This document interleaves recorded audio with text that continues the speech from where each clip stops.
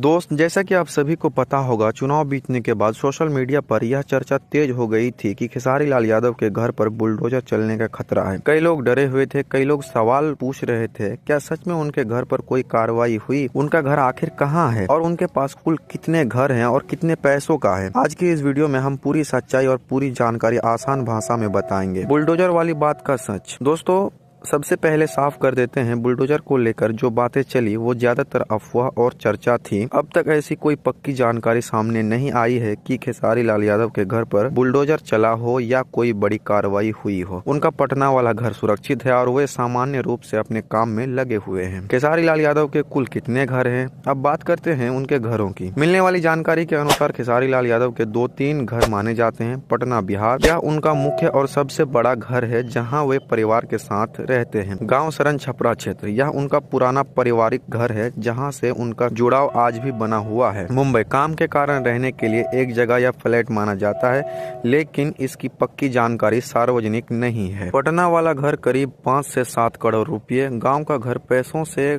कम लेकिन अपना और पुराना घर सब मिलाकर लगभग 8 से 10 करोड़ रुपए या उससे ज्यादा माने जाते हैं। ध्यान रहे दोस्तों, ये आंकड़े अनुमान पर आधारित है क्योंकि सही रकम कोई भी कलाकार खुलकर नहीं बताता। तो दोस्तों, ये थी पूरी जानकारी बुलडोजर वाली खबरों का सच। खेसारी लाल यादव के घर कहाँ है और उनके घरों की कीमत कितनी मानी जाती है। अगर आपको यह जानकारी अच्छी लगी तो वीडियो में लाइक करें, चैनल को सब्सक्राइब करें और नीचे कमेंट में बताएं कि अगली वीडियो आपको किस विषय पर चाहिए। वीडियो देखने के लिए आपका बहुत बहुत धन्यवाद। मिलते हैं किसी इंटरेस्टिंग वीडियो के साथ।